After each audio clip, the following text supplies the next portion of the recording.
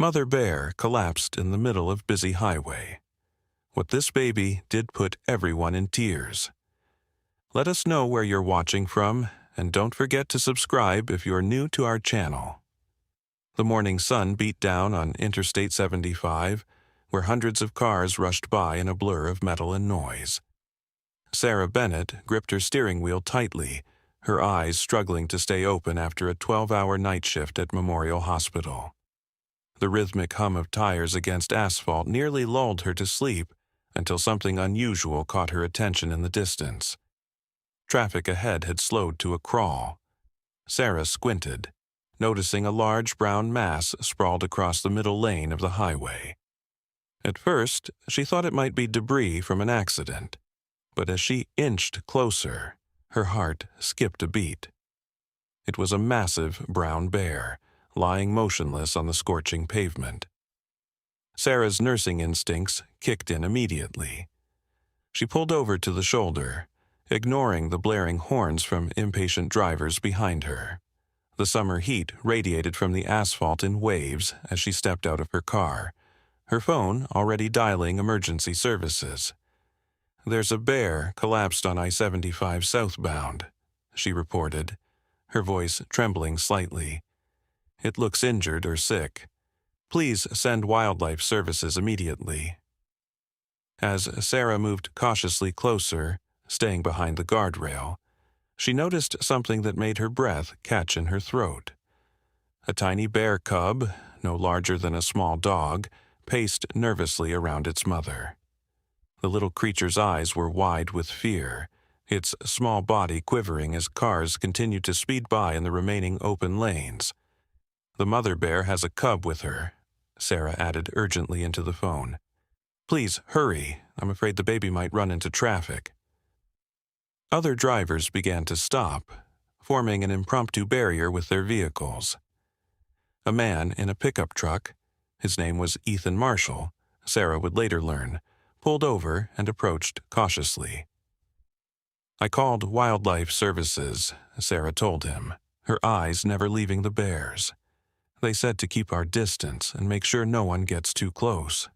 "That poor thing," Ethan replied, his voice filled with concern. "Look at the baby. It keeps trying to wake its mother." The cub pawed desperately at the mother bear's face, making small whimpering sounds that were barely audible over the noise of the highway. Each time a car zoomed past, the cub would freeze in terror, then return to nudging its mother with increased urgency.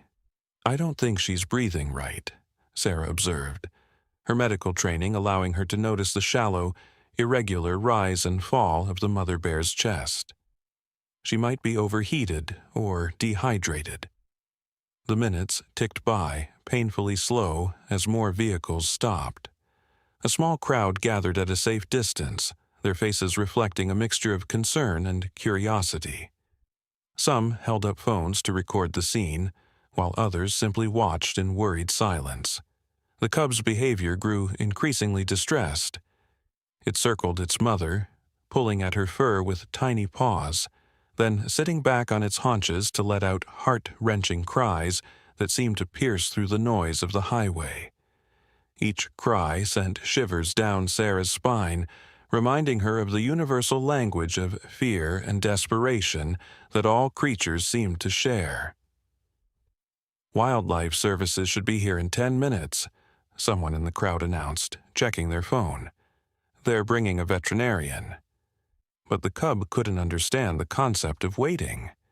As the mother bear's breathing became more labored, the baby did something that left everyone watching in stunned silence. The little bear cautiously stepped away from its mother and turned toward the growing crowd of humans. With hesitant steps, it moved closer to the guardrail where Sarah and Ethan stood. Its small eyes darted nervously from person to person, as if searching for help among these strange two-legged creatures it had likely been taught to fear. "Oh my God," Sarah whispered, tears welling in her eyes. "It's asking for help."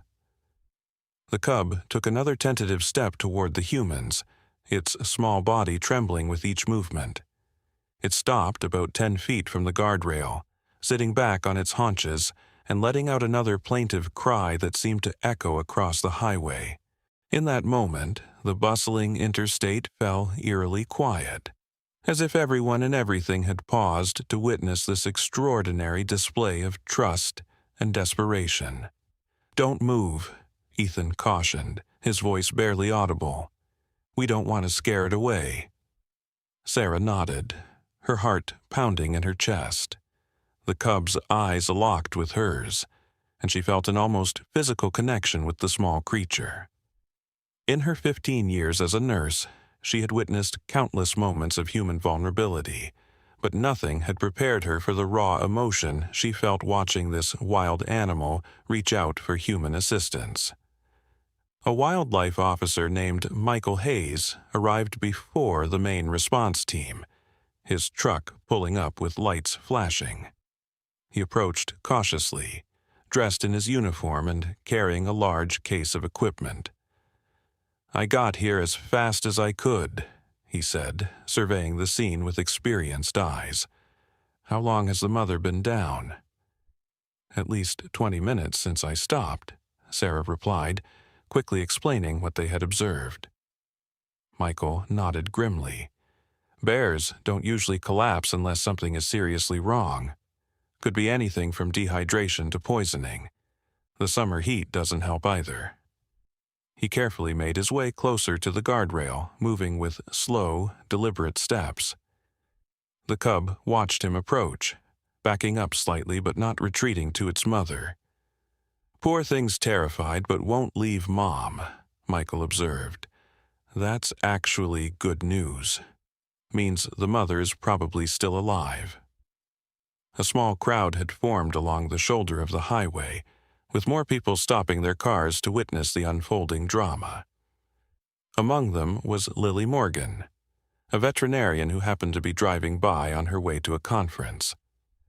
"I'm a vet," she announced, approaching Michael with her medical ID in hand. "Can I help until the wildlife team arrives?" Michael looked relieved. "Absolutely. We need to assess the mother's condition, but we have to be extremely careful. Even an injured bear can be dangerous if she regains consciousness suddenly." Together, Michael and Lily formulated a plan while they waited for the full wildlife response team. They would need to tranquilize the mother bear for everyone's safety before they could examine her properly. The cub continued its heartbreaking vigil, alternating between approaching the humans and returning to nudge at its mother. Each time it returned to the unconscious bear, it would paw gently at her face, as if trying to wake her from a deep sleep. "It knows something is very wrong," Lily whispered. "Bears are incredibly intelligent animals. That cub understands its mother needs help."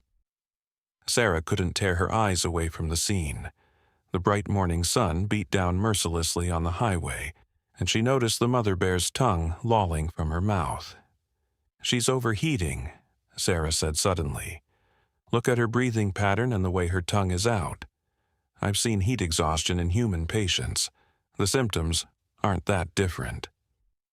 Ethan had returned to his truck and came back with several gallons of water and some towels.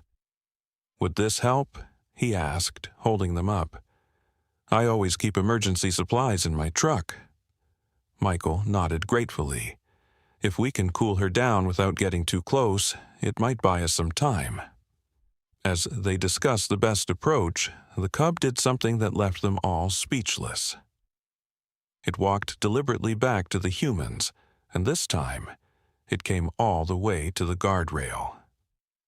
Standing on its hind legs, the small bear peered over at them, its eyes moving from person to person until they settled on the water bottles in Ethan's hands. "It can smell the water," Lily breathed. "This is incredible. It's literally asking us for what its mother needs." Tears streamed down Sarah's face now. She had stopped trying to wipe them away. Around her, several other onlookers were also crying openly at the cub's desperate plea for help. Michael made a quick decision. "I'm going to try something," he said, filling a small collapsible bowl with water. With careful movements, he placed the bowl on the asphalt about 15 feet from the mother bear, then quickly retreated. The cub watched this process with intense focus. When Michael stepped back, the small bear immediately went to the bowl, sniffed it, then looked back at the humans. Instead of drinking itself, it returned to its mother's side and began pawing at her face with renewed vigor, as if trying to tell her about the water. "I don't believe what I'm seeing," Ethan murmured, his voice thick with emotion. By now, traffic on the interstate had been officially redirected by state troopers who had arrived on the scene. The wildlife response team's truck could be seen approaching in the distance, making its way through the cleared lanes. The summer heat had intensified, the temperature now well into the 90s. Sarah worried about the cub as well as its mother, both exposed to the brutal sun on the unforgiving asphalt.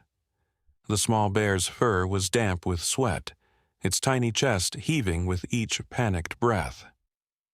"We need to act now," Lily insisted, turning to Michael. "That mother bear could die from heat stroke before the team even gets here."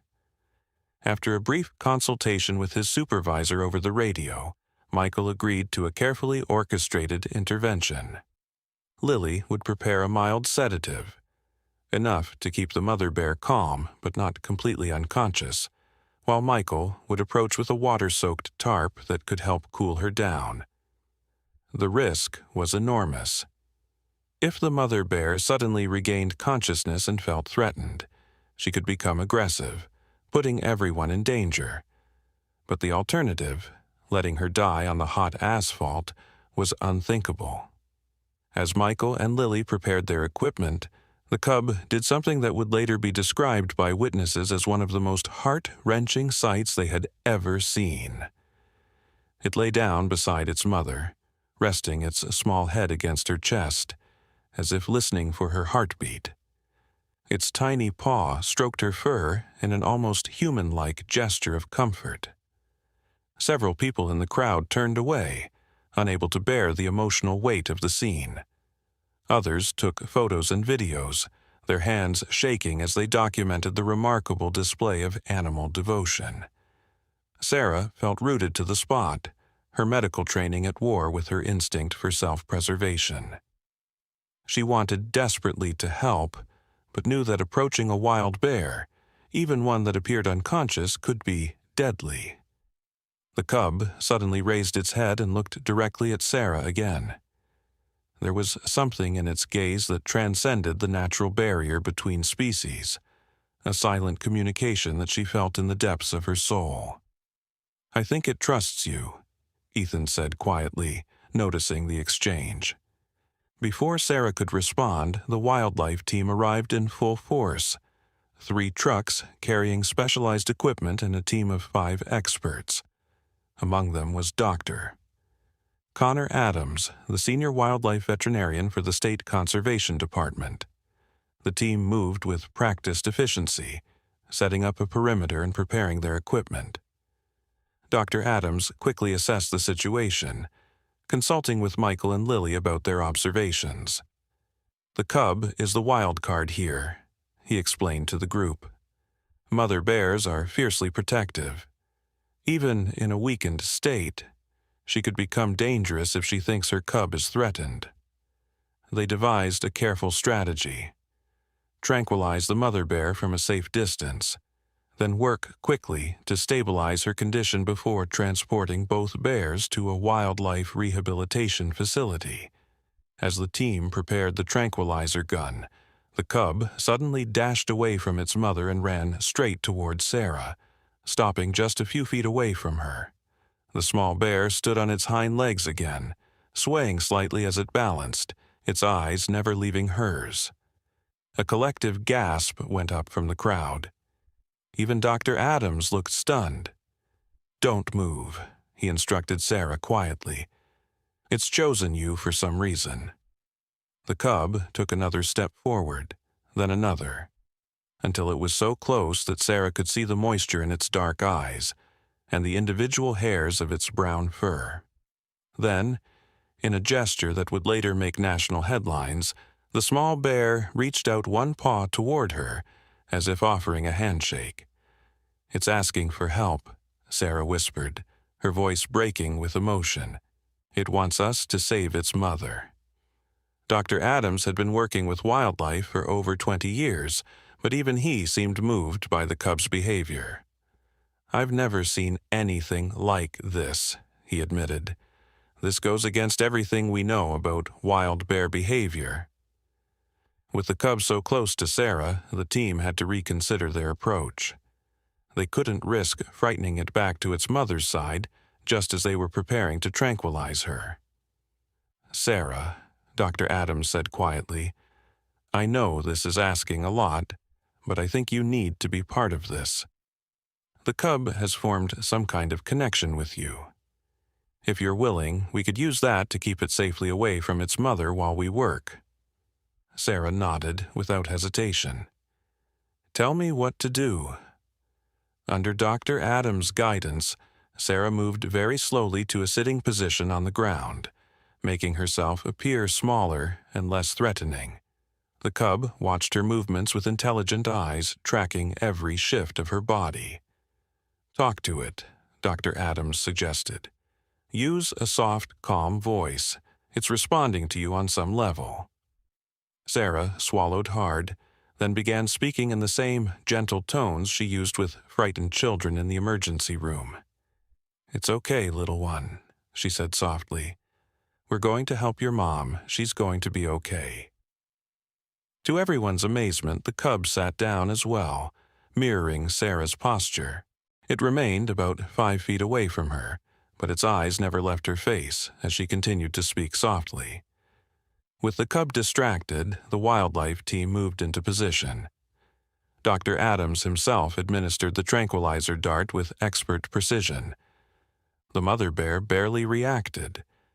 Just a slight twitch as the dart found its mark, confirmation of how deeply unconscious or ill she already was. Once they confirmed the tranquilizer had taken effect, the team moved quickly.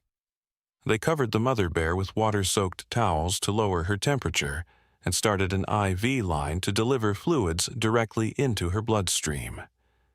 Lily assisted, monitoring the bear's vital signs and helping to stabilize her condition. "She's severely dehydrated," Dr. Adams announced after a preliminary examination. "And there's something else going on. These burns on her paws aren't from the hot asphalt. They look older." A more thorough examination revealed the likely cause of the mother bear's collapse. She had burns on all 4 paws and evidence of smoke inhalation. Injuries consistent with having traveled through a forest fire. "There was a wildfire about 30 miles north of here last week," Michael confirmed. "She must have been caught in it and has been traveling with these injuries ever since, trying to find a safe place for her cub." The realization sent a wave of fresh emotion through the gathered crowd. This mother bear had pushed herself beyond exhaustion, walking on burned paws across miles of difficult terrain, all to protect her baby. Throughout the medical intervention, the cub remained near Sarah, occasionally standing on its hind legs to try to see what was happening to its mother. Sarah continued talking softly to it, providing a calming presence that seemed to reassure the small bear. "The mother is stable enough to transport," Dr. Adams finally announced. "We need to get her to our facility where we can treat her burns properly and give her the care she needs." Now came perhaps the most challenging part: how to safely transport the cub. Normally, they would need to tranquilize it as well, but Dr. Adams was reluctant to do so given its small size and the stress it had already endured. "I have an idea," Sarah said quietly, still sitting with the cub nearby. "What if I help guide it into the transport cage? It seems to trust me." It was highly unconventional, but given the extraordinary circumstances, Dr. Adams agreed to try. They set up a large transport cage near the unconscious mother bear, leaving the door open. Inside, they placed a small bowl of water and some berries. With slow, deliberate movements, Sarah stood up and began walking toward the cage, still talking softly to the cub. To everyone's amazement, the small bear followed her, keeping the same distance between them. "That's it," Sarah encouraged, her voice trembling with emotion. "Just a little further. Your mom is going to be right there with you." When they reached the cage, Sarah pointed inside, where the mother bear was already secured on a special stretcher. "Look, there's your mom. She's going to be okay." The cub approached the cage cautiously, sniffing the air. It looked back at Sarah once more, as if seeking final reassurance, then darted inside to be with its mother. Dr. Adams quickly but gently closed the door, securing both bears for transport. A spontaneous round of applause broke out among the onlookers, many of whom were openly weeping at the scene they had just witnessed. Even the hardened state troopers were discreetly wiping their eyes. As the wildlife team prepared to depart, Dr. Adams approached Sarah. "What you did today was remarkable," he said, genuine admiration in his voice. "That cub chose to trust you when its instincts should have told it to run away. I've never seen anything like it in my entire career." Sarah could only nod, too overwhelmed to speak. The emotional impact of the experience had left her drained, yet somehow fulfilled in a way she had never felt before, even after saving human lives in the emergency room. Ethan appeared at her side, offering her a bottle of water. "You were amazing," he said simply, "truly amazing." As the wildlife team's vehicles pulled away, carrying the mother bear and her cub to safety, the crowd began to disperse.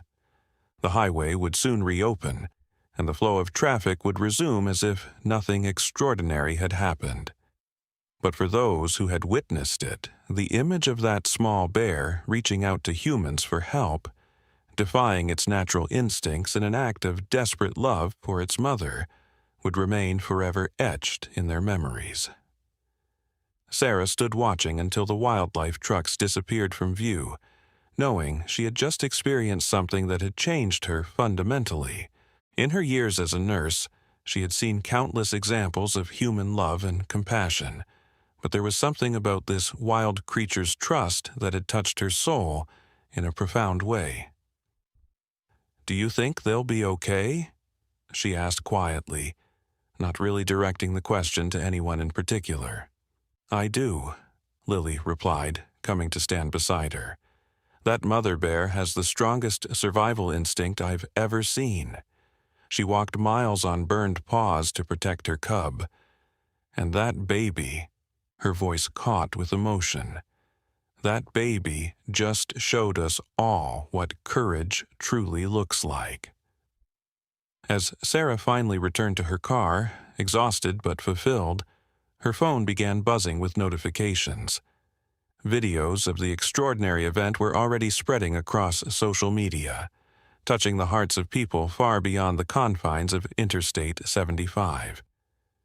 The story of the bear cub that defied its wild nature to seek human help for its mother would go on to inspire millions, a powerful reminder of the universal language of love and the unexpected bridges that can form between species when compassion overcomes fear. The Wildlife Rehabilitation Center stood nestled among towering pine trees, its modern facilities carefully designed to blend with the natural surroundings. Inside one of the special recovery enclosures, Sarah Bennett stood quietly observing the mother bear and her cub through a one-way glass window. Dr. Connor Adams stood beside her, clipboard in hand, as he made notes on the bear's progress. "Her recovery has been nothing short of miraculous," Dr. Adams said, his voice filled with quiet amazement. "When we first brought her in, I honestly wasn't sure she would survive the first night. The burns on her paws were infected, and the dehydration had affected her organs." Sarah nodded, her eyes never leaving the pair of bears. The mother was resting on a bed of fresh straw, her massive body rising and falling with deep, regular breaths. The cub playfully tumbled nearby, occasionally returning to nuzzle against its mother's fur before resuming its explorations. "She's a fighter," Sarah replied softly. "I knew she would make it." In the 3 weeks since the highway rescue, Sarah had visited the rehabilitation center every few days.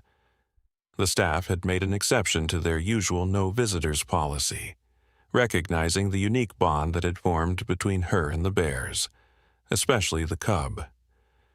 "The tissue regeneration on her paw pads is progressing better than expected," Dr. Adams continued, flipping through his notes.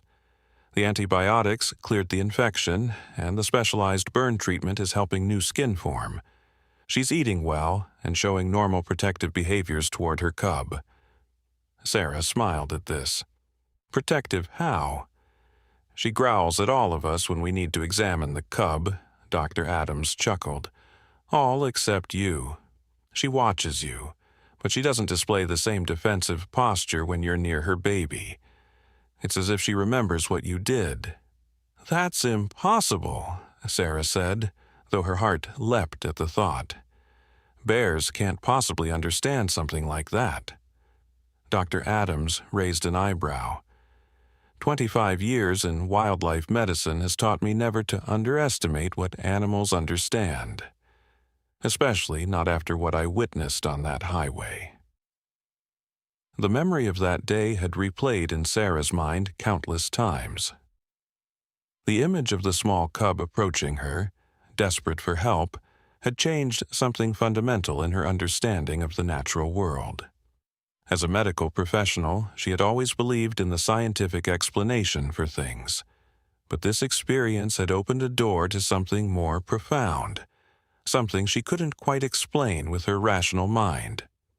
"The video has over 50 million views now," Dr. Adams mentioned, changing the subject. "People from all over the world have been sending donations to help with their care. Some are even offering to sponsor the entire rehabilitation process." The video, captured by several bystanders, had indeed gone viral in the days following the rescue.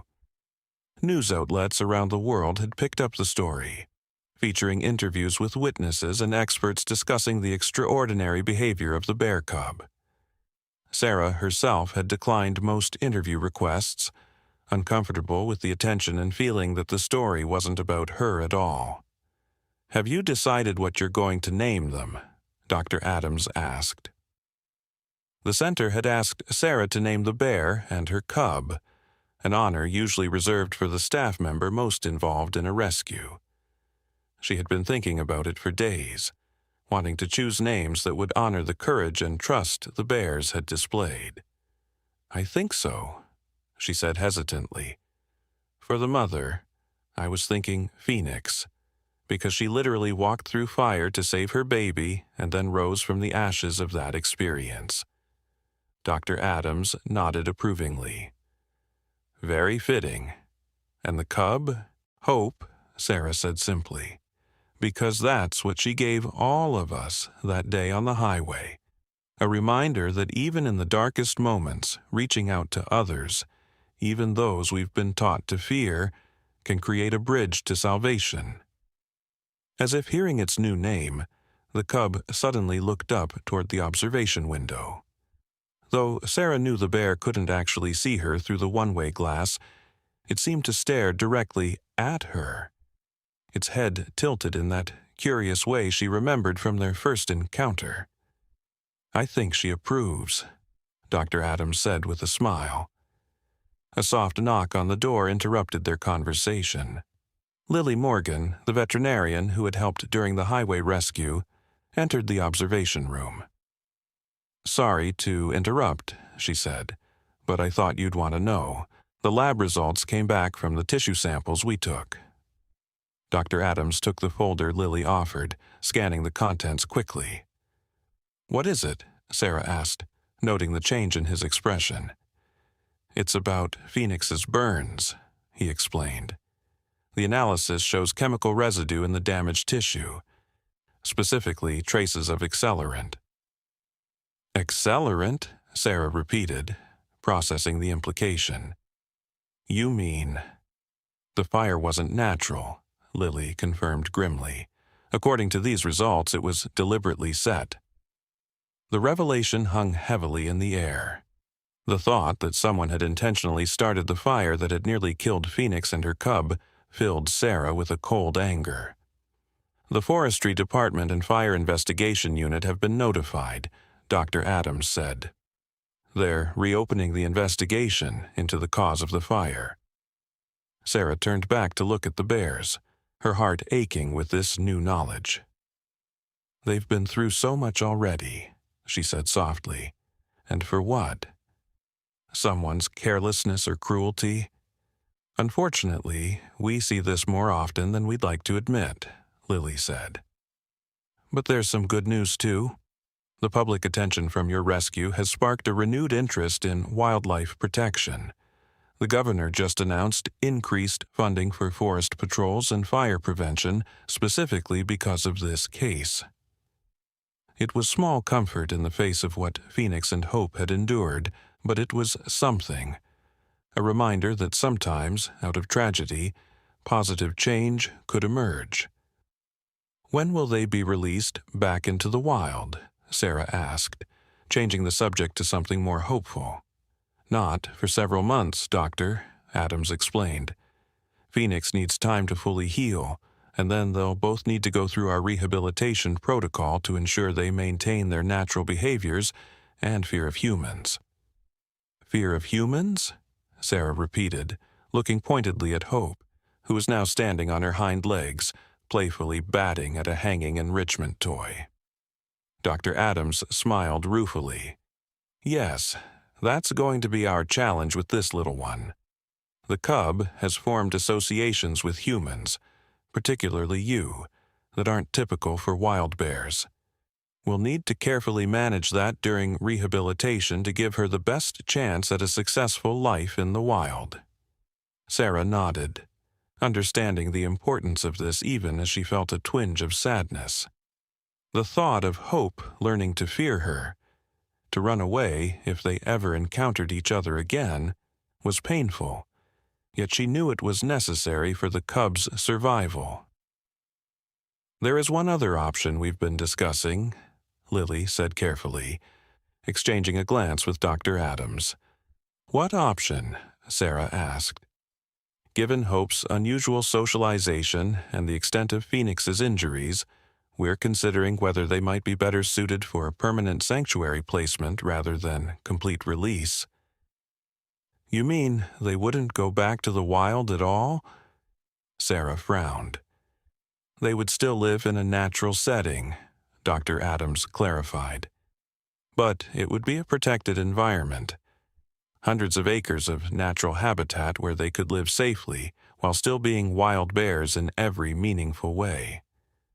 Sarah considered this possibility. And that would be better for them? In some cases, yes, Lily explained. Phoenix's paws may never regain the full durability needed for the harsh conditions of completely wild living, and Hope's unusual trust of humans could put her at risk in areas where she might encounter hunters or people who wouldn't understand her behavior.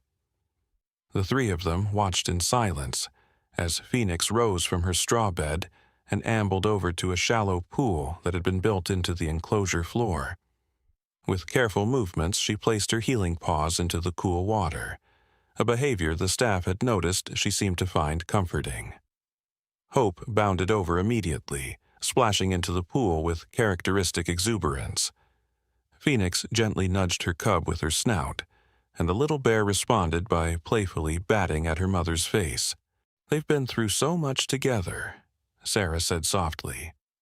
Whatever gives them the best chance at a good life, that's what I want for them. Dr. Adams nodded. We'll make the decision based on their progress over the next few months, but I wanted you to be aware of all the possibilities. As Sarah prepared to leave the rehabilitation center that day, she paused for one final look at Phoenix and Hope. The mother bear had returned to her straw bed, and the cub was curled up against her side, both of them peaceful in the safety of their temporary home. A memory surfaced in Sarah's mind. the moment on the highway when Hope had reached out a paw toward her, transcending the natural boundaries between their species in an act of desperate trust. That single gesture had touched the hearts of millions around the world and had transformed something within Sarah herself. "Miss Bennet?" A voice interrupted her thoughts. She turned to find Ethan Marshall, the man who had stopped to help on the highway that day, standing in the center's reception area. "Ethan," she said with surprise, "what are you doing here?" He smiled, looking slightly embarrassed. "I've been volunteering," he explained. "After what happened, I couldn't just go back to my regular life. I spoke with Dr. Adams, and he said they could use an extra pair of hands around here." Sarah felt a warmth spread through her chest. "That's wonderful. How are they doing?" Ethan asked, nodding toward the corridor that led to the bear's enclosure. "Better than anyone expected," Sarah replied. "Phoenix is healing well, and Hope is, well, being Hope." Ethan smiled at this. "That cub changed something in all of us that day, didn't it?" Sarah nodded, unable to put into words exactly how profound that change had been. Instead, she said, "I named them Phoenix and Hope." "Perfect names," Ethan approved, "especially Hope." "I've been thinking a lot about that day, about how she chose to trust us when everything in her nature should have told her to run away. Dr. Adams says they're considering placing them in a sanctuary rather than releasing them fully back into the wild," Sarah shared, "because of their experiences with humans. That, and Phoenix's injuries, may never fully heal enough for the harshness of truly wild living." Ethan considered this for a moment. "You know, my brother works at the Northwood Wildlife Sanctuary up in Michigan. It's one of the best in the country. Over 500 acres of protected forest. I could put in a word if that would help." "That would be amazing," Sarah said, touched by his continued commitment to the bear's welfare. As they walked out to the parking lot together, the late afternoon sun filtering through the pine trees, Sarah felt a sense of peace settling over her. The story of Phoenix and Hope was far from over, but it had already touched more lives than she could have imagined. "Would you like to grab some coffee?" Ethan asked hesitantly as they reached their cars. "I'd love to hear more about your visits with them." Sarah smiled, surprised by how much she wanted to say yes. "I'd like that," she replied. As they drove away from the rehabilitation center, Sarah glanced back at the building nestled among the trees. Inside, a mother bear and her cub slept peacefully, unaware of how their story had spread across the world, touching hearts and inspiring change. All because of one small bear's brave decision to reach out to humans for help, and because those humans had chosen to respond with compassion rather than fear. It was a reminder, Sarah thought, of the unexpected connections that can form when we open ourselves to the possibility that the barriers we perceive between species, between any kinds of differences, might not be as impenetrable as we believe. And in that space where those barriers break down, something miraculous can happen. Understanding, compassion, and perhaps even love can grow. The summer heat had given way to the first gentle hints of autumn when Sarah received the call from Dr. Adams. She was just finishing her shift at Memorial Hospital, exhausted from a particularly challenging night in the emergency room, when her phone rang. "Sarah, it's Connor Adams," the wildlife veterinarian said when she answered. "Do you have a moment? There's something important I need to discuss with you about Phoenix and Hope." Sarah's heart skipped a beat, immediately fearing bad news.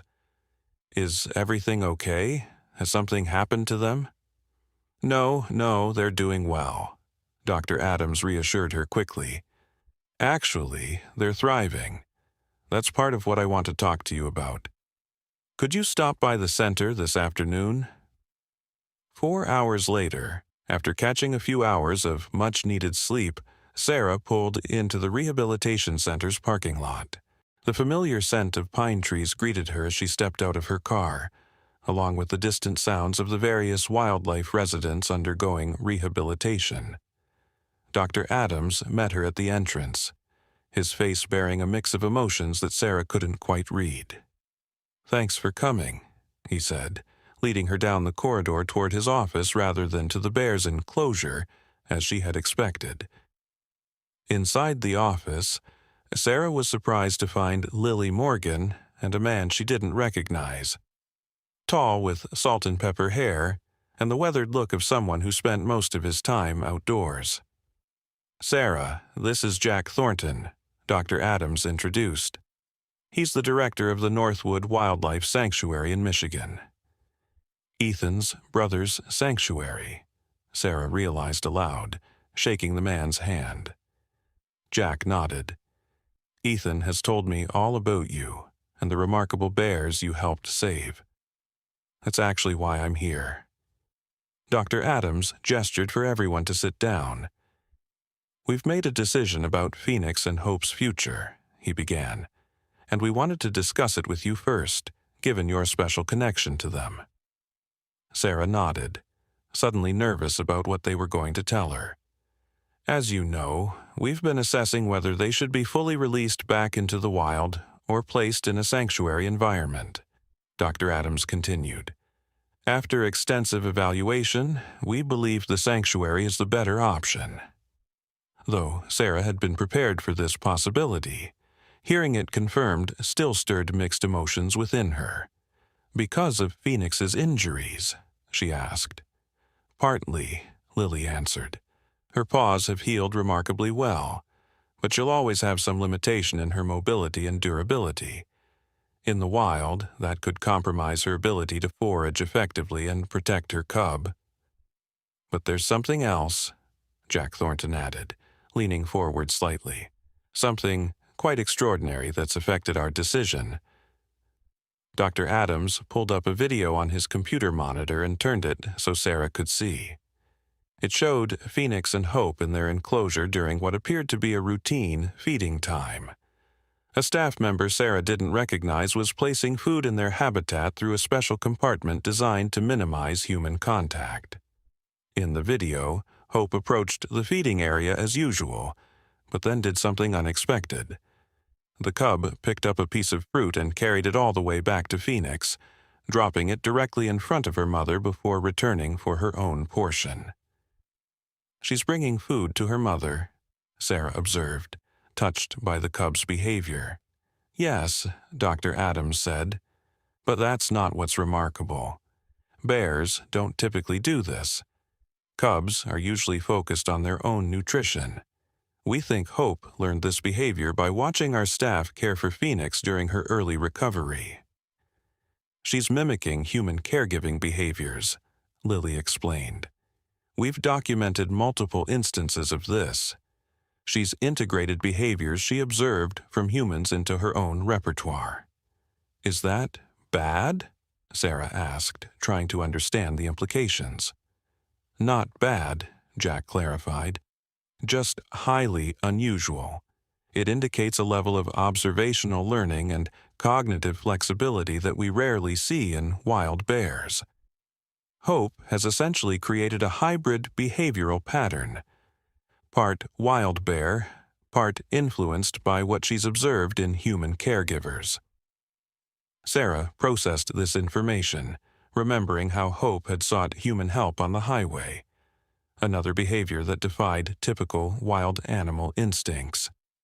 "There's more, Doctor," Adams said, switching to another video clip. This one showed Hope standing upright against the observation window, the very window behind which Sarah usually stood during her visits. The cub was making a pawing motion against the glass, then sitting back expectantly, as if waiting for a response. "She does this every day at approximately the same time you usually visit," Lily explained. "Even on days when you don't come, she goes to that window and makes that gesture." "She's looking for me," Sarah whispered, a lump forming in her throat. "We believe so, Doctor." Adams confirmed. "She's formed an association between that location and your presence. It's not something we typically encourage in rehabilitation, but in this case, it's part of who she is now," Jack Thornton finished. "And that's why I'm here. Northwood Sanctuary specializes in cases like this, animals that fall somewhere between fully wild and habituated to humans. We provide protected natural environments where they can express their wild behaviors while also receiving the specialized care they might need. We think it would be the perfect place for Phoenix and Hope," Dr. Adams added. Sarah nodded slowly, taking in everything they were telling her. "When would they be transferred?" she asked. "In about 2 weeks," Jack answered. "We're preparing a special enclosure for them. 5 acres of forested land with a stream running through it. It will be their own private territory within the larger sanctuary." "And they'll be together?" This was Sarah's primary concern. "Absolutely," Jack assured her. "They'll remain together for as long as nature would normally keep them together. Eventually, when Hope reaches maturity, she might naturally separate from her mother as bears do, but that decision will be hers to make." Sarah felt relief wash over her, knowing the bears would have a safe future together. But there was something else. A question she hesitated to ask. Dr. Adams seemed to read her mind. "We were hoping," he said carefully, "that you might consider being present for their transfer to Northwood. Your presence might help ease the transition, especially for Hope." "Of course," Sarah agreed immediately, grateful for the opportunity to see them one more time before they began their new life in Michigan. "There's something else," Jack Thornton said, exchanging glances with Dr. Adams. "Northwood has a unique volunteer program, professionals like yourself who can contribute specialized knowledge on a consulting basis. Given your medical background and your connection with these particular bears, we'd be interested in having you involved in their ongoing care, if that's something you'd consider." Sarah stared at him, trying to process what he was suggesting. "You mean I could still see them? Visit them in Michigan?" "More than that," Jack explained. "You could be part of the team overseeing their care. We'd arrange for you to visit quarterly to consult on their progress and well-being. It would be a professional arrangement with all expenses covered." "We've already cleared it with the board," Dr. Adams added. "It's unconventional, but then again, so is this entire case." Sarah felt tears welling in her eyes. The thought of maintaining a connection with Phoenix and Hope, of being able to witness their continued journey, was more than she had dared to hope for. "I don't know what to say," she managed, her voice thick with emotion. "Say yes," Lily encouraged with a warm smile. "These bears changed something in all of us, but especially in you, Sarah. This arrangement would benefit them, but it would also allow you to continue being part of their remarkable story." "In my 30 years working with wildlife," Jack added, "I've learned that sometimes extraordinary circumstances call for unconventional approaches. What happened on that highway between you and that bear cub was exceptional by any standard. There's value in honoring that connection, even as we ensure they can live as naturally as possible." Sarah took a deep breath, composing herself. "Then yes," she said, a smile spreading across her face. "Yes, I would be honored to be part of their ongoing care." After finishing the meeting and signing some preliminary paperwork for the volunteer consultant position, Sarah asked if she could see Phoenix and Hope before leaving. Dr. Adams led her to the observation area, leaving her alone to spend some time watching the bears.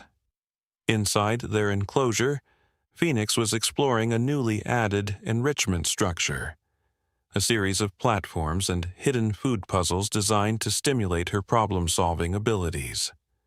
Her movements were still cautious, favoring her healing paws, but she navigated the obstacles with growing confidence.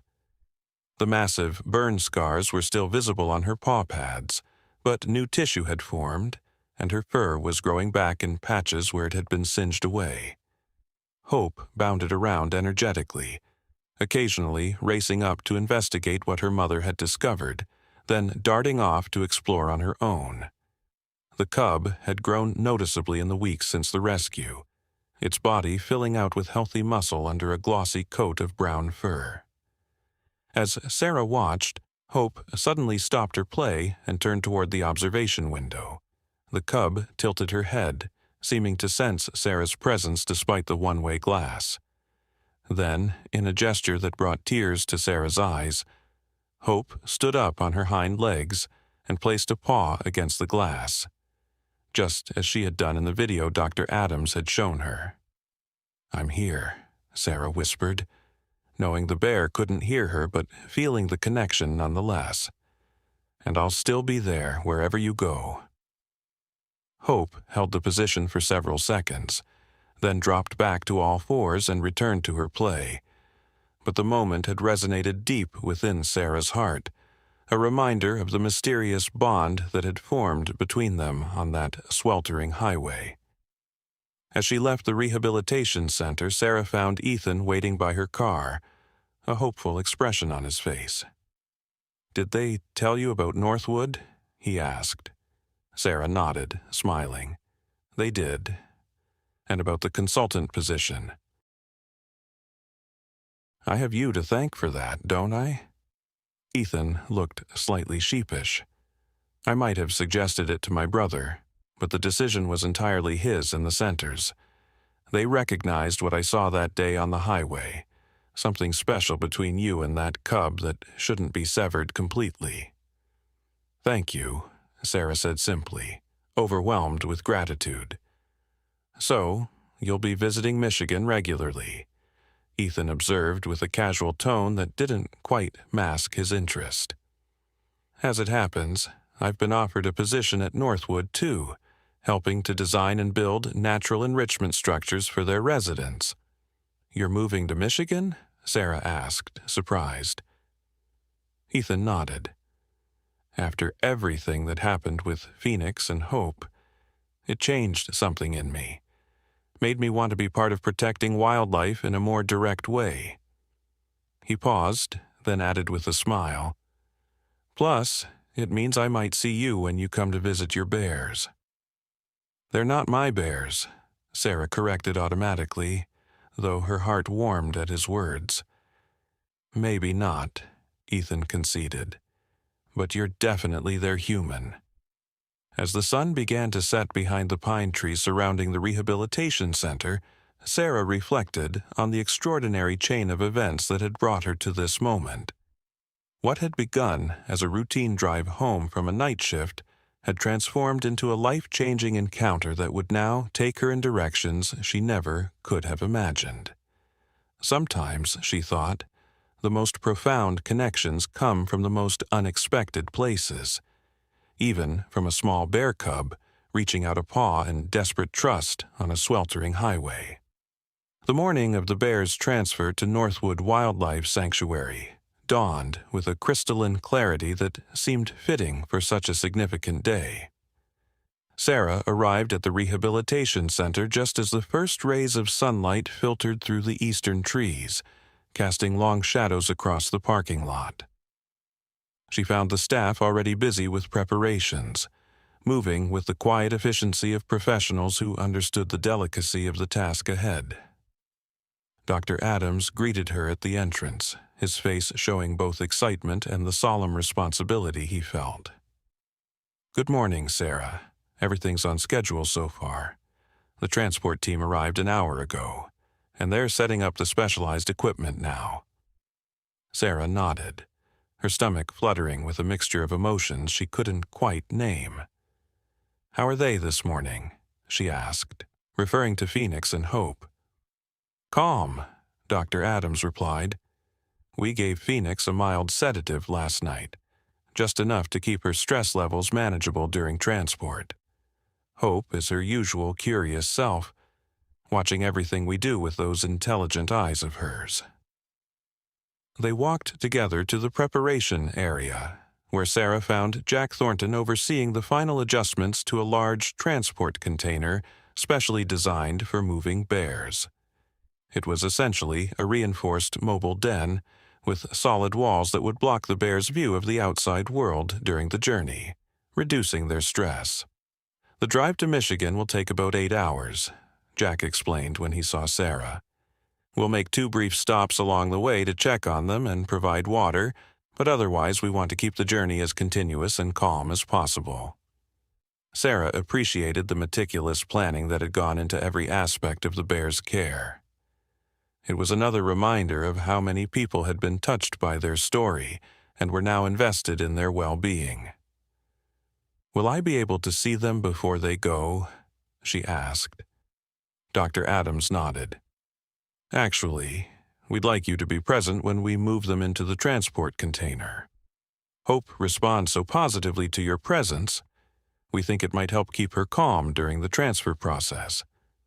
This was both an honor and a responsibility that Sarah took seriously. She followed Dr. Adams to a preparation room where Lily was waiting with several other staff members. The veterinarian handed Sarah a set of protective gear to wear over her clothes. "Standard protocol," Lily explained as Sarah donned the lightweight suit. Even though Phoenix has been remarkably tolerant of human presence, she's still a wild bear. We never forget that, especially during high-stress procedures like this one.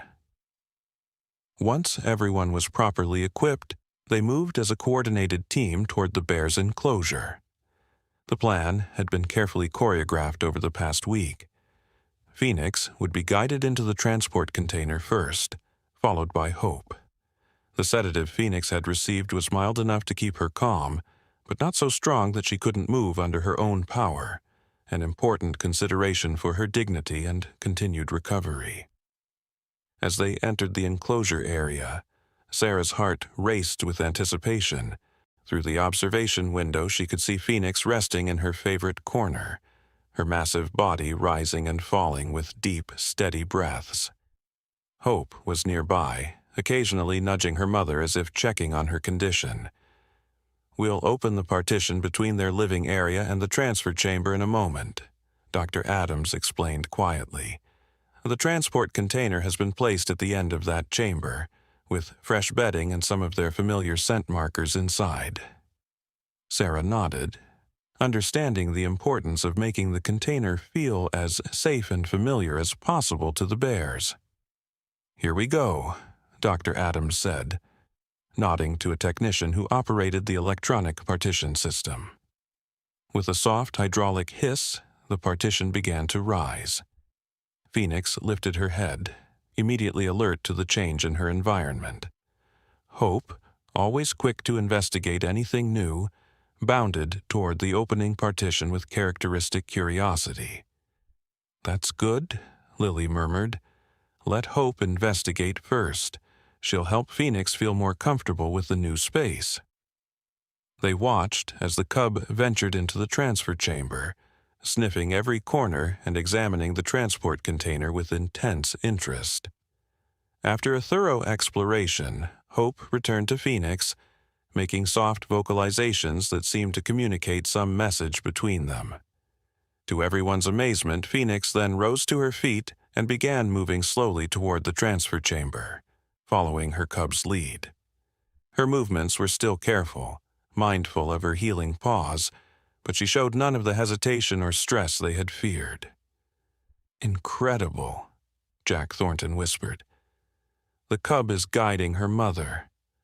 I've never seen anything like it." Hope continued this remarkable behavior, moving a few steps into the transfer chamber, then waiting for Phoenix to follow, almost as if she were deliberately showing her mother that the new space was safe.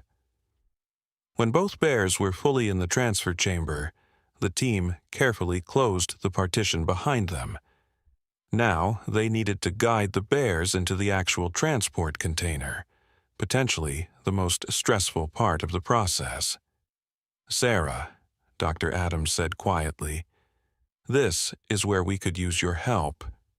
He directed her to a special observation panel that would allow her to be visible to the bears from within the transfer chamber. When she moved into position, Hope immediately noticed her, tilting her head in that characteristic way that always melted Sarah's heart. "Talk to her," Lily encouraged. "She recognizes your voice." Feeling slightly self-conscious but trusting the professionals around her, Sarah began speaking softly. "Hey there, Hope. It's okay, sweet girl. You're doing so well showing your mom around." The cub's reaction was immediate. She stood up on her hind legs, eyes fixed on Sarah, then dropped back down and moved toward the transport container, as if understanding exactly what was being asked of her. Phoenix watched her cub, then looked toward Sarah as well. The massive bear's eyes showed a depth of intelligence that still surprised Sarah, despite everything she had witnessed over the past weeks. There was no fear in that gaze, no aggression, just a calm assessment of the situation. "That's it," Sarah continued encouragingly. "Just a little further. Everything's going to be okay." With remarkable coordination, Hope entered the transport container, explored it briefly, then came back to the entrance where Phoenix could see her. The mother bear hesitated only a moment before following her cub inside. The team moved quickly then, securing the container door while Sarah continued speaking soothingly to keep the bears calm. When the door was finally closed and locked, a collective breath of relief went through the entire team. "Phase 1 complete," Dr. Adams announced with a smile. "And much more smoothly than we dared hope." Sarah stepped back, feeling both elated and strangely emotional. Through a small viewing window in the container, she could see Hope and Phoenix settling on the fresh bedding, the cub curled against her mother's side as always. "You were amazing," Ethan said, appearing beside her. He had been helping with the equipment setup but had stayed in the background during the transfer process.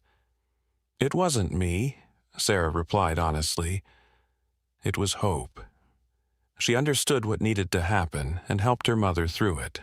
I've never seen such intelligence in a wild animal." "That's what makes this case so special," Jack Thornton said, joining their conversation. "Hope has developed cognitive abilities and social understanding that go beyond typical wild bear behavior. That's why the sanctuary approach is so important for them." The transport container was carefully moved onto a specially equipped truck with climate control and shock absorption systems. Sarah and Ethan would follow in a separate vehicle, along with Lily, who would monitor the bear's condition throughout the journey. As they prepared to depart, Dr. Adams approached Sarah with an unexpected gift, a beautifully bound photo album. "We put this together for you," he said. "It documents Phoenix and Hope's entire journey so far, from the highway rescue through their rehabilitation. There's space at the end for the chapters yet to come at Northwood." Sarah accepted the album with trembling hands, deeply touched by the thoughtfulness of the gesture. "Thank you," she managed, her voice thick with emotion, "for everything you've done for them." "We're just doing our jobs," Dr. Adams replied with characteristic modesty. "You're the one who showed courage that day on the highway, the courage to set aside fear and reach out to a wild creature in need." The convoy departed the rehabilitation center at precisely 8 a.m. As they drove away, Sarah looked back at the facility where Phoenix and Hope had begun their recovery journey, feeling a profound sense of transition. One chapter was ending, but another was just beginning. The drive to Michigan was long but uneventful, exactly what everyone had hoped for. During their 2 brief stops, Lily reported that both bears were calm and showing no signs of distress. Hope had even been observed playing with a sturdy enrichment toy that had been placed in the transport container, while Phoenix mostly slept. The natural response of a wild animal to an uncertain situation. As they crossed the state line into Michigan in the late afternoon, the landscape gradually changed, with denser forests and rolling hills replacing the flatter terrain they had left behind. Sarah found herself growing increasingly excited as they neared their destination, eager to see the sanctuary that would become Phoenix and Hope's new home. Northwood Wildlife Sanctuary was nestled in a remote area of Michigan's Upper Peninsula, surrounded by thousands of acres of protected forest land. As they turned onto the private access road, Sarah caught glimpses of the sanctuary's thoughtfully designed facilities through the trees, structures that blended harmoniously with the natural environment rather than imposing upon it.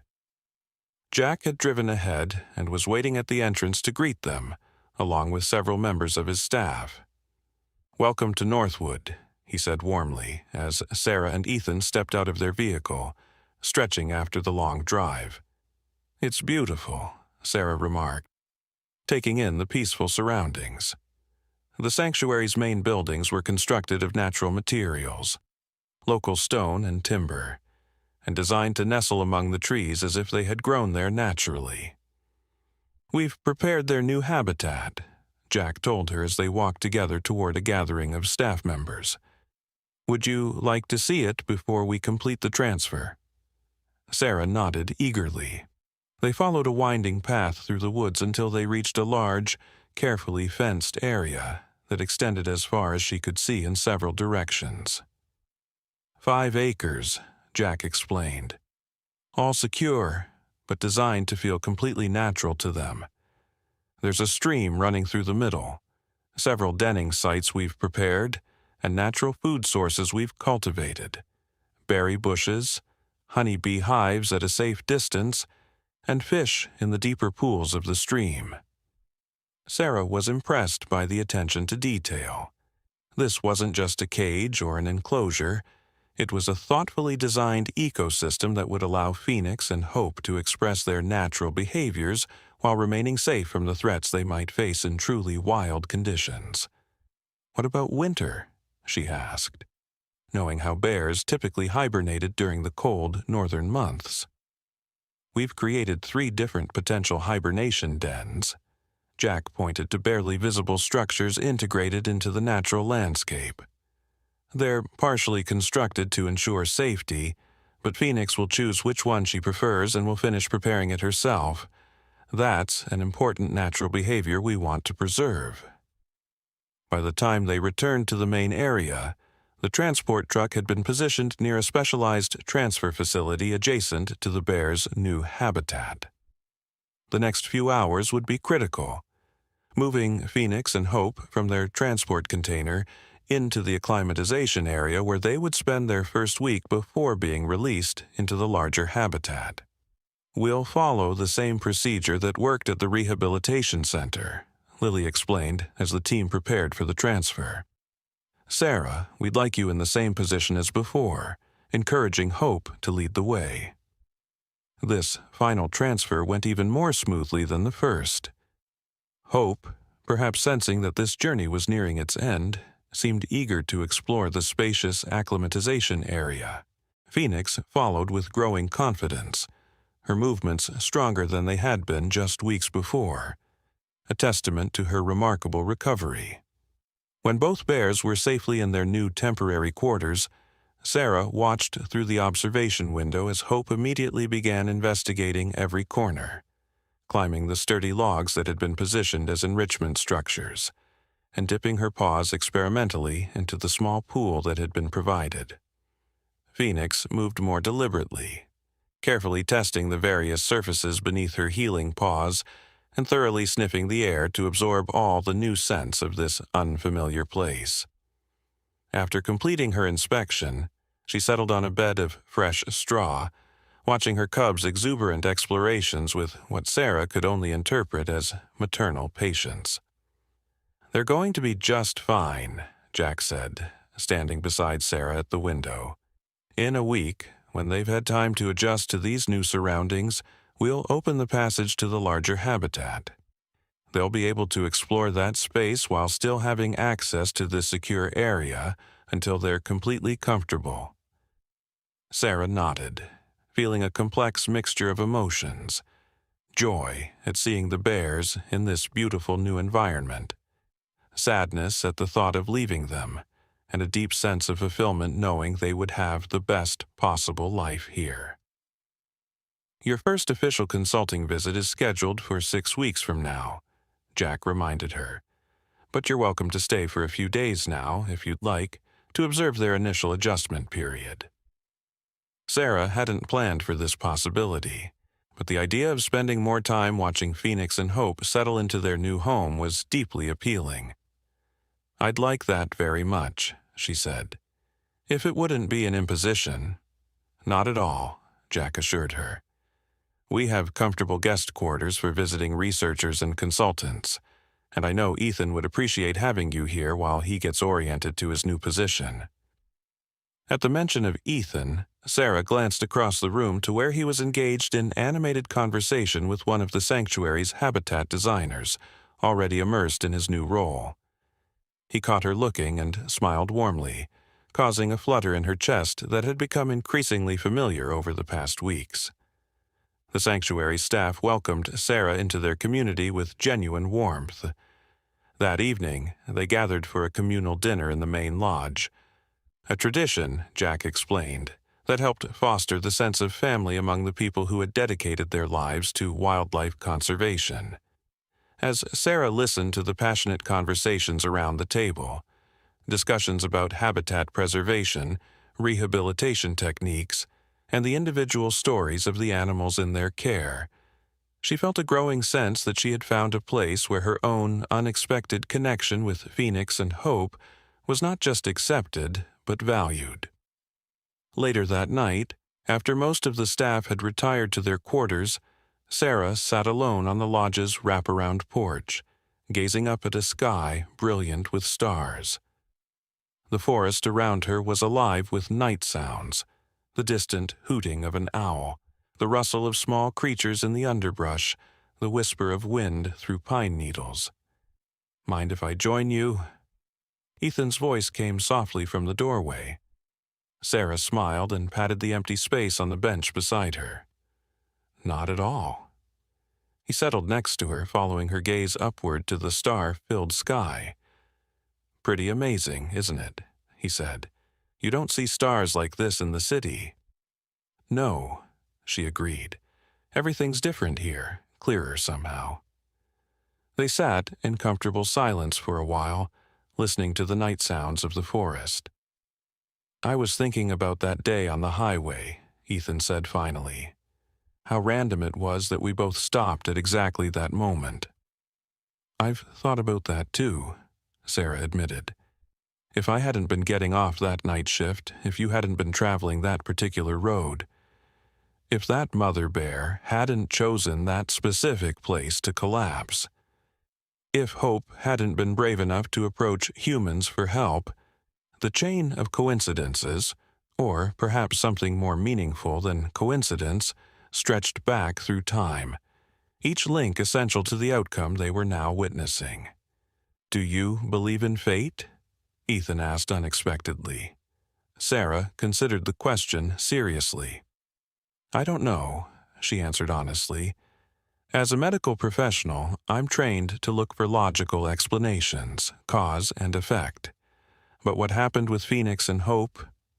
She paused, searching for the right words. "It feels like it was meant to happen. Like we were meant to be there." Ethan nodded, understanding.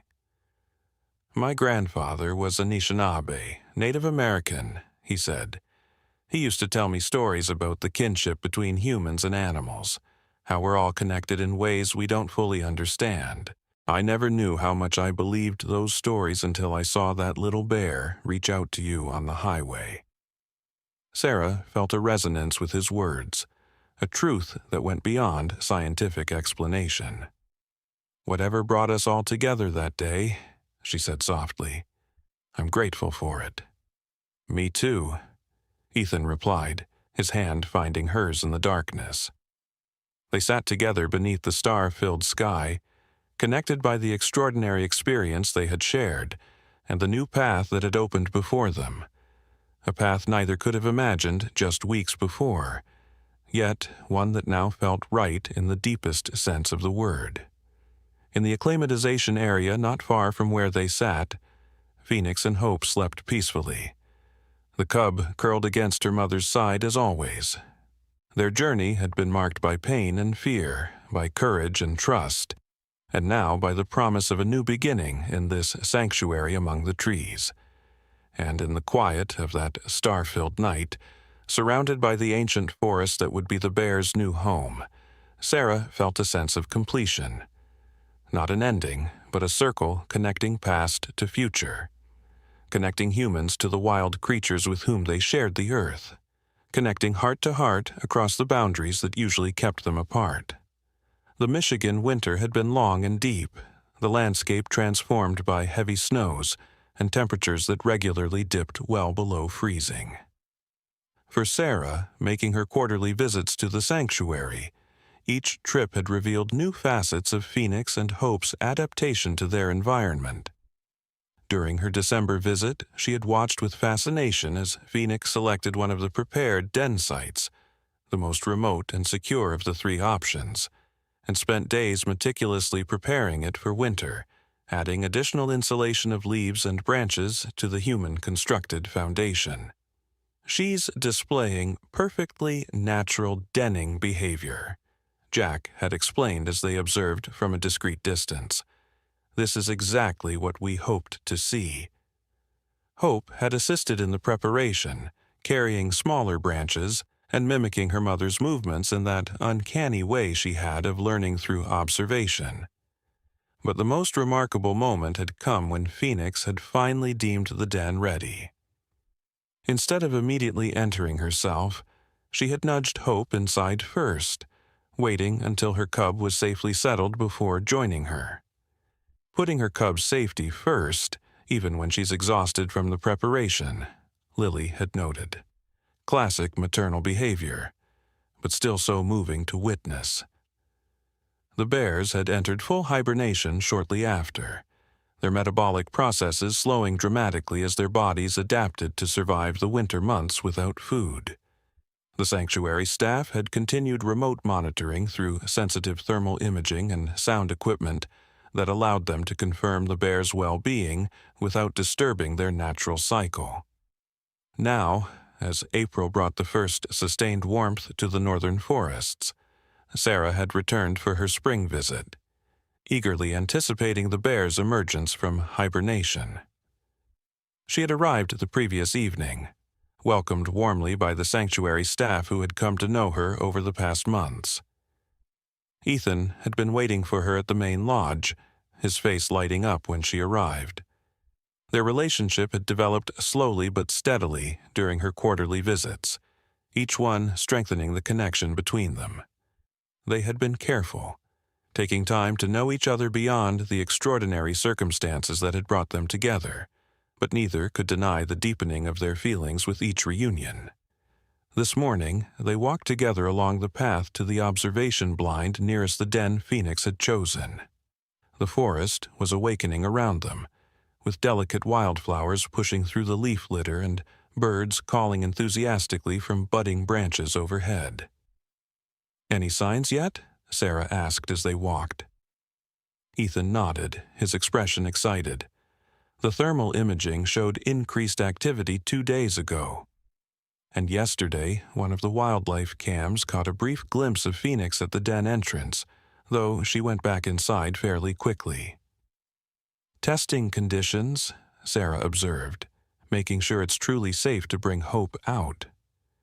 When they reached the blind, a carefully camouflaged structure that allowed observation without disturbing the bears, Jack was already there, along with a researcher Sarah hadn't met before. "Sarah, this is Dr. Avery Johnson," Jack introduced. "She's joined our research team to study Phoenix and Hope's unique behaviors. Avery, this is Sarah Bennett, our consulting nurse and the person who helped rescue these bears initially." The women shook hands, and Sarah was immediately struck by the intelligence and enthusiasm in Dr. Johnson's eyes. "I've read all the documentation of their case," Avery said. "Truly extraordinary. I specialize in cognitive development in mammals, with a focus on adaptive behaviors in changing environments. Phoenix and Hope represent an unprecedented opportunity to study how trauma and human intervention might influence behavioral patterns in bears. Sarah appreciated the scientific interest while also feeling a touch of protectiveness toward her bears. "They've been through a lot," she said simply. Avery nodded understanding. "Absolutely. Our observation methods are completely non-invasive. We're here to learn from them, not to interfere with their recovery or natural behaviors." Jack directed their attention to the high-resolution monitors inside the blind, which displayed feeds from multiple camera angles focused on the den area. "We've been watching since first light," he explained. "There was some movement about an hour ago, but nothing definitive yet." They settled into comfortable silence, all eyes on the monitors. Sarah felt the familiar mixture of professional interest and personal connection that characterized her relationship with Phoenix and Hope. Part of her observed with the clinical eye of a medical professional, assessing their physical recovery and well-being. Another part watched with the emotional investment of someone who had formed a unique bond with these wild creatures. Just as the morning sun climbed high enough to illuminate the den entrance fully, they saw movement. Phoenix appeared at the opening, her massive body framed by the earthen doorway.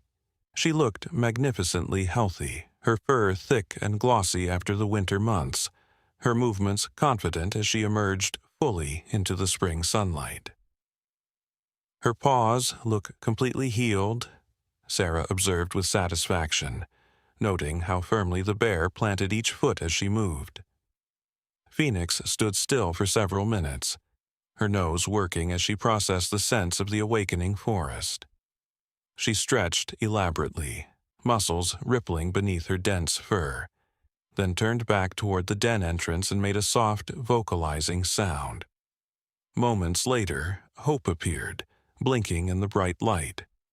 The cub, though yearling was now the more accurate term, had grown considerably over the winter months. Though still clearly juvenile, she showed the more proportional dimensions of a young bear approaching adolescence rather than the rounded baby shape she had displayed during the highway rescue. "Remarkable growth," Avery murmured, making notes on her tablet. "Consistent with excellent maternal care and nutrition." Sarah watched with a lump in her throat as Hope bounded energetically into the clearing outside the den, immediately investigating a nearby bush with bright new growth. Phoenix watched her offspring with what Sarah could only interpret as maternal pride, her vigilance never wavering even as she began her own exploration of the spring forest. Over the next hour, they observed the bears' first spring activities, Phoenix methodically checking the boundaries of their territory, while Hope enthusiastically discovered the changes the new season had brought to their environment. The young bear seemed particularly fascinated by the emerging wildflowers, gently batting at the colorful blooms with careful paws. "Look at that motor control," Avery said with professional admiration. "The delicacy of her movements shows advanced neurological development. She's not just randomly interacting with her environment. She's displaying curiosity and intentionality." Sarah nodded, remembering how those same careful paws had reached out toward her on the highway, seeking help with an intelligence that transcended instinct. Later that morning, they followed at a safe distance as the bears made their way to the stream that ran through their enclosed habitat. The winter melt had swollen the waterway, and fish had been stocked upstream, providing a natural food source as the bears began rebuilding their strength after hibernation. What they witnessed at the stream left even the experienced researchers speechless. Phoenix approached the water cautiously, still showing slight hesitation with water after her burn injuries, despite her remarkable recovery. Hope, noticing her mother's reluctance, did something extraordinary. The yearling carefully entered the stream first, tested the footing and current, then returned to her mother's side, making soft vocalizations that seemed almost like encouragement. "She's showing her mother that it's safe," Ethan whispered, amazed. Even more remarkably, Phoenix appeared to understand and appreciate this guidance. She followed her offspring into the shallow water, and together they began the fishing activities that would help restore their energy after the long winter fast. "Role reversal," Avery noted, her voice reflecting professional excitement. The young teaching the adult, adapting to the adult's specific needs based on past trauma. This is beyond exceptional. It's revolutionary in our understanding of bear cognition and social dynamics. Sarah felt tears welling in her eyes as she watched this display of mutual care and understanding between mother and child. A bond that had been tested by fire, by pain, by human intervention, yet had emerged stronger and deeper than ever. Later that afternoon, as they reviewed the day's observations in the research center, Avery shared some of her preliminary thoughts. "What we're seeing goes beyond basic survival behaviors," she explained, displaying charts of behavioral patterns documented since the bear's arrival at the sanctuary. Hope, in particular, has developed problem-solving abilities and social awareness that exceed typical parameters for bears her age. "Because of her interaction with humans during the rescue?" Jack asked. "Partially," Avery confirmed. "But I think it's more complex than that." The timing was critical. She was young enough that her neural pathways were still highly plastic, yet old enough to integrate and adapt what she observed. And the emotional context was significant as well. "Emotional context?" Sarah questioned. "The extreme stress of her mother's collapse, followed by the positive outcome of human intervention," Avery elaborated. "It created a unique learning environment. Rather than developing fear of humans, which would be the typical wild response, Hope formed positive associations. But more importantly, she demonstrated the ability to generalize from those experiences, to apply problem-solving strategies she observed in one context to entirely new situations. The implications of these observations extended far beyond Phoenix and Hope's individual story. As Avery explained, their case might provide valuable insights into wildlife rehabilitation techniques, human-wildlife conflict resolution, and even the cognitive potential of species not typically considered as adaptable as primates or cetaceans. That evening, the sanctuary staff organized a small celebration to mark the bear's successful emergence from hibernation and to welcome Sarah on her spring visit. The main lodge was filled with warmth and laughter as they shared stories and updates on the other rescued wildlife in their care. During a quiet moment, Jack approached Sarah with a special gift. A framed photograph captured that morning of Phoenix and Hope standing together at the edge of the stream, their postures mirroring each other perfectly, sunlight highlighting the health and vigor that had returned to both bears. "For your collection," he said, knowing that Sarah had been documenting each stage of their journey. "Thank you," she replied, deeply touched. "They look so whole." "They are," Jack confirmed. "Against all odds, they've not just survived but thrived, and they've taught us more than we could have imagined in the process." Later, as the gathering began to wind down, Sarah found herself on the porch again, watching the sunset paint the forest in shades of gold and amber. Ethan joined her, as he often did during these quiet moments. "Penny, for your thoughts?" he asked, his shoulder gently touching hers as they leaned against the railing. "I was thinking about how far we've all come," she replied honestly. "Not just Phoenix and Hope, but all of us who were there that day on the highway. How that one moment changed everything." Ethan nodded, understanding as he always did. Life's funny that way, isn't it?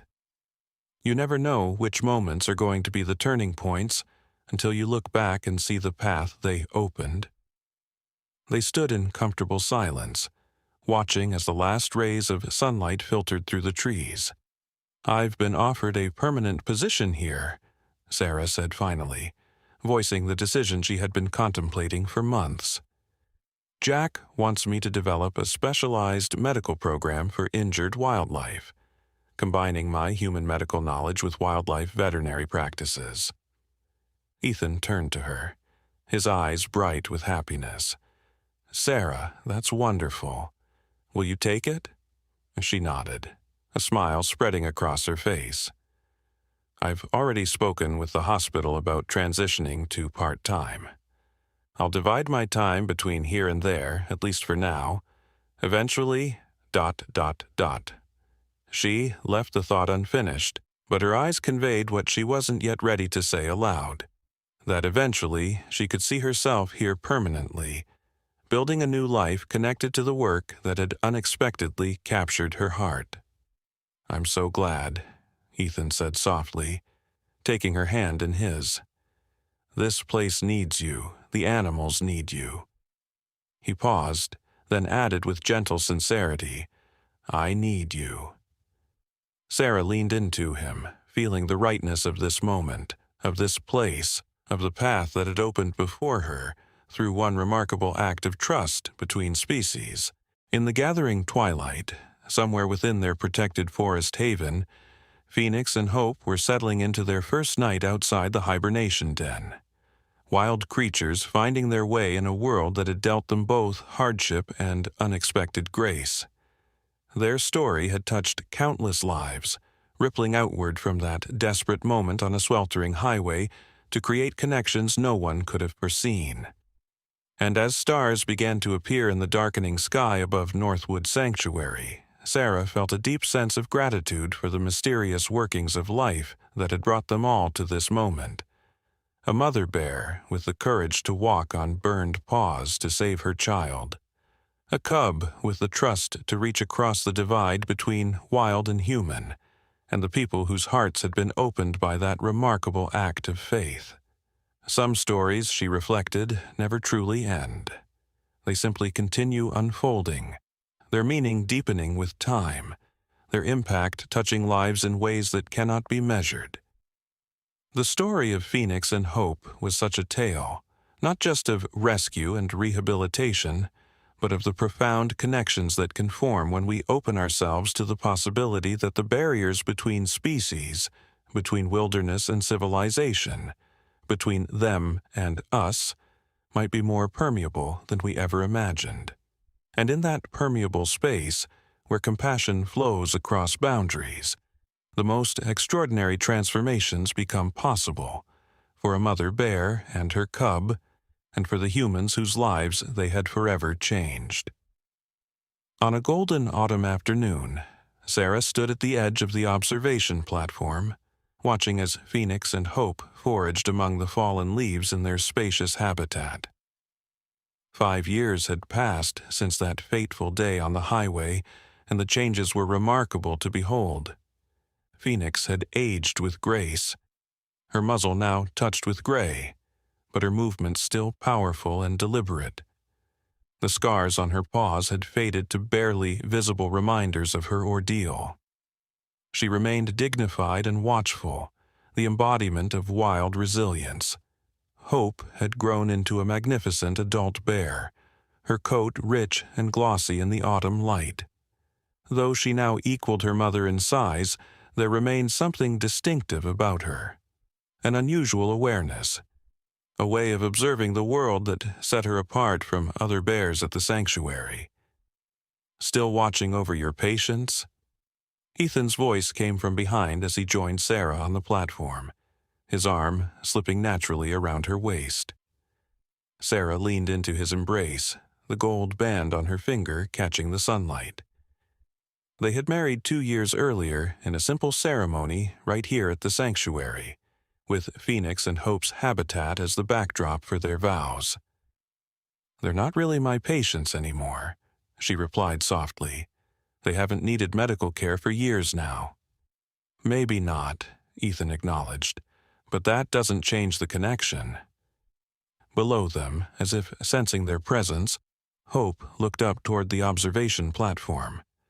With deliberate movements, the bear rose onto her hind legs, an echo of that desperate gesture on the highway years ago, but now transformed into something like a greeting. Sarah raised her hand in return, tears gathering in her eyes. "She still remembers," she whispered. "Of course she does," Ethan said gently. "Some bonds transcend everything we think we know about the boundaries between humans and wildlife." As they watched, a small dark shape emerged from the undergrowth. A bear cub, Hope's first offspring, born the previous spring. The tiny bear tumbled playfully around its mother's feet, occasionally glancing curiously toward the humans on the platform.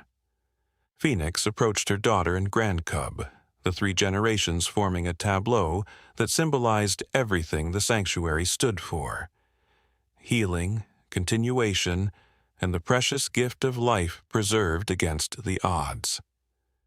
Sarah placed a hand on her own rounded belly, feeling the flutter of movement within. Their first child would be born in the spring, entering a world where its parents' lives had been transformed by an unexpected bridge between human and wild. "Do you ever think about how different our lives would be if we hadn't stopped that day?" she asked. Ethan was quiet for a moment, considering. "I think some moments in life are crossroads disguised as random events. That day on the highway, it wasn't just about saving two bears. It was about discovering something fundamental about connection, about trust, about the thin veil between their world and ours." Below them, Hope's cub approached a patch of late-blooming wildflowers, batting at them with the same gentle curiosity its mother had once shown. Hope watched attentively, allowing her offspring to explore, but staying close, embodying the same protective devotion Phoenix had shown her. "The cycle continues," Sarah murmured. As the sun began its descent toward the horizon, casting long shadows across the sanctuary, Sarah reflected on the extraordinary journey that had brought them all to this moment. From crisis to healing, from strangers to family, from isolation to community. The path had been neither straight nor easy, but it had led to a place of profound meaning. Phoenix and Hope had not just survived, they had flourished, becoming living symbols of resilience and adaptation. Their story had inspired changes in wildlife management practices, influenced research on animal cognition, and touched the hearts of people around the world who had followed their journey. But perhaps the most meaningful legacy was the simplest, the reminder that in a world often defined by divisions, the capacity for connection across seemingly impenetrable boundaries remains one of our most powerful sources of transformation and hope. As they turned to leave, Sarah took one last look at the three bears, grandmother, mother, and cub, silhouetted against the setting sun. In that perfect moment, the boundary between human and wild seemed to dissolve entirely, revealing the deeper truth that had guided them from the beginning, that compassion, courage, and trust are not uniquely human virtues but universal languages that, when spoken sincerely, can be understood by all living hearts.